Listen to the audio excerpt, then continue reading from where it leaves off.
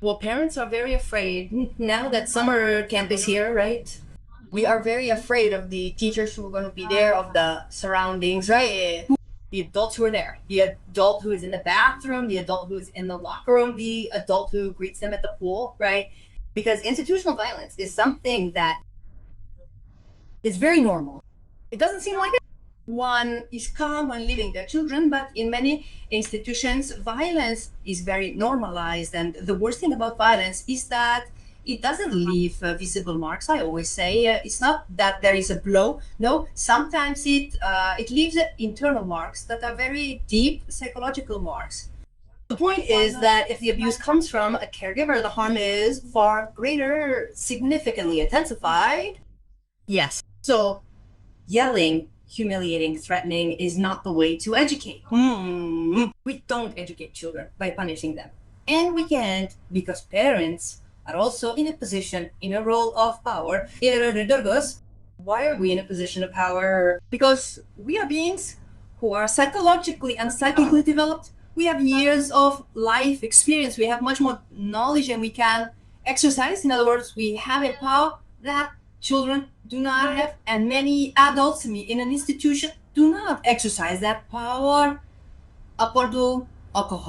So we are not educating there, right? So verbal violence sustained over time, and especially these children who come from violent families, go to an institution or a center where the idea is to support them and allow them to repair what they experienced, quite the opposite, right?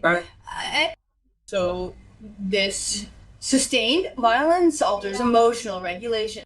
They told him a little about this boy who had been told that he was not going to be with his brother, right? Children, nothing justifies violence. When children go through unpleasant emotions, they do not have good emotional management, they do not have emotional regulation because that is a skill that is developed or not, because many adults do not have it either. It is developed in upbringing, right? So there's a little boy who they separate from his brother and he kicks a ball and that ball breaks a window, right? An adult is needed to help regulate the emotions that the child is going through due to the impact of the news he received. The child received quite the opposite, more violent acts and more abuse. So the child is left completely unregulated, distressed, and unable to be seen as a subject of rights, right? So the child always learns how to defend himself and lives through life defending himself from different issues that may or may not be aggressive. But the defense sets in. There are many adults who you see who are defending themselves all the time. Right, it's that. An adult defending themselves constantly, regardless of provocation or justification, simply a stance now. We're talking about being defensive as adults. Exactly, defensive, right? This is the result of violence, a violent upbringing. Adults who defend themselves all the time have been abused as children. This is a fact, that's how it is. Yes. So in institutional context, it is much worse because imagine that the child cannot leave, cannot choose. Many times cannot report it. So we are not talking about an isolated incident in this institution that we are talking about in Balcarce. Several incidents occurred, right? So there is something much more institutional, more at the state level, more at the level that has to do with protocols, with education, with the curriculum of the professionals who are working in that place that, let's say, is not well developed. And there is a deficiency there that is obviously not being addressed because a professional who enters an institution, the first thing that must be done is a psychodiagnostic evaluation to get an x-ray of the personality of that professional who is going to treat a child. That cannot be done to anyone. Sure. Deborah, precisely for parents who may be listening and who often find that children may not feel the possibility or do not feel able to talk and put into words what is happening at an institutional level, right? What could be the signs that allow them to identify that their son or daughter is going through something like this? Well, sudden changes in behavior children suddenly begin to rebel, to answer back. There may also be a lot of introversion, that is retreating into themselves, locking themselves in their room, decreasing communication, decreasing socialization, hypervigilance. An example of hypervigilance is restless sleep, numerous night awakenings, night terrors, and anxiety that parents suddenly find difficult to pinpoint the cause of. Excessive fear, fear of making mistakes. This is key. Fear of making mistakes is key because at school, when a child makes a mistake and is mistreated, the child wants to be perfect and is very afraid of failing, right? Then there are developmental setbacks. This is more serious, right? A lot of emotional immaturity, silence. This introversion has to do with withdrawal, also explosive behaviors. That is to say, you are not going to find a child who is always shy.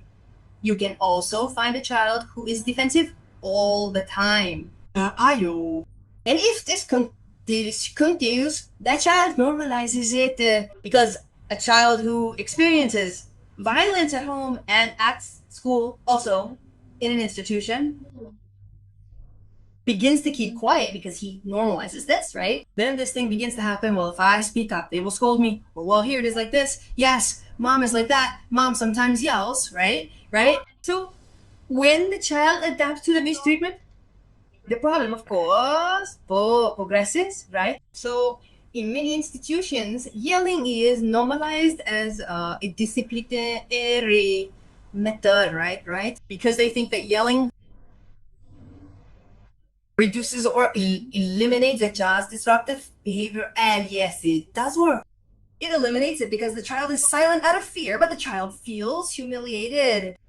It also has very serious psychological consequences that psychologists who know about the subject know and are very aware of the seriousness of, because for a parent, they can say, yes, well, it can hurt them if they get anxious at the moment. No, they don't get anxious at the moment. Completely harmful bonds are established that are very difficult to modify later.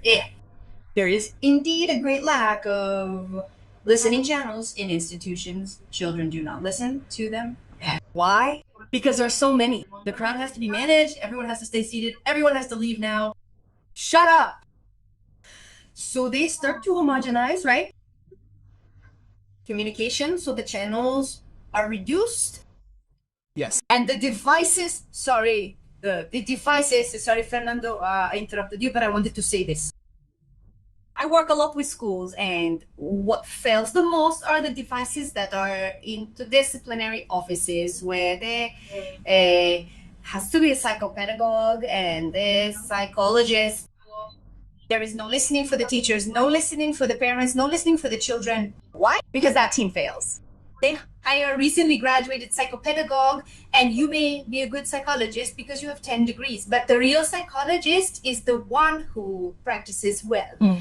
A psychologist who has experience, who really has it because they have practiced clinically for many years, even if they have only a second degree instant, understands when a child is suffering from violence at home. You realize it instantly, but after playing with that child for 2 seconds, I wanted to share with you at the moment how different it is, right? What is the system, if you will, the society in which we are immersed, where business and money often prevail and little thought is given to people's psychological care or quality of life. And this concerns, of course, children.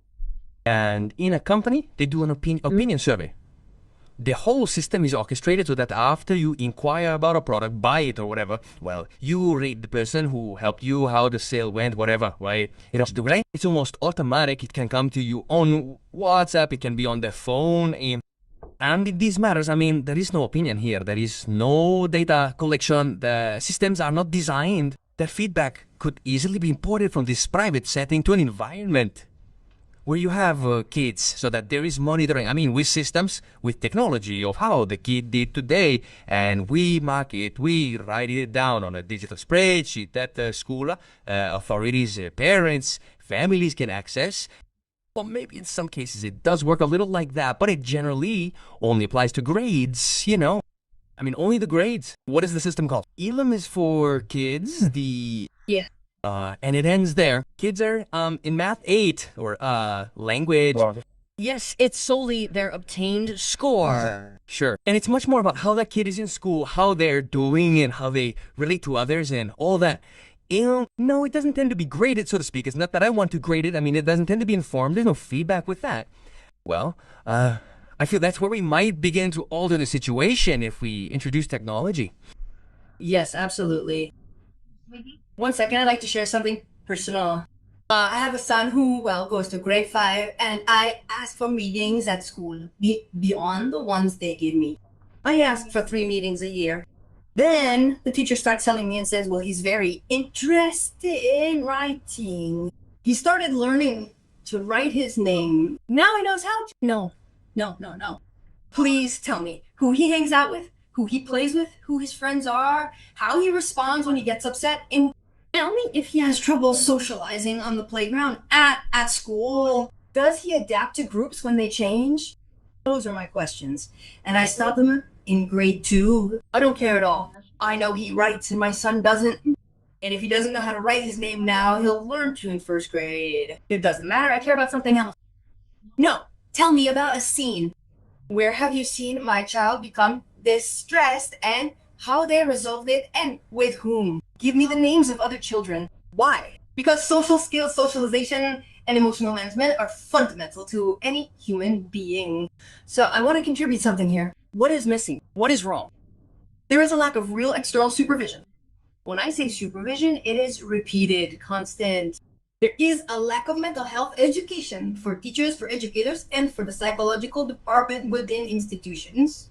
There are protocols. There are no follow-up protocols, for example, when there is violence. There is a failure when a parent has a problem with their child, a child who has destructive behaviors. The school does not provide continuity in, for example, a counseling service for parents.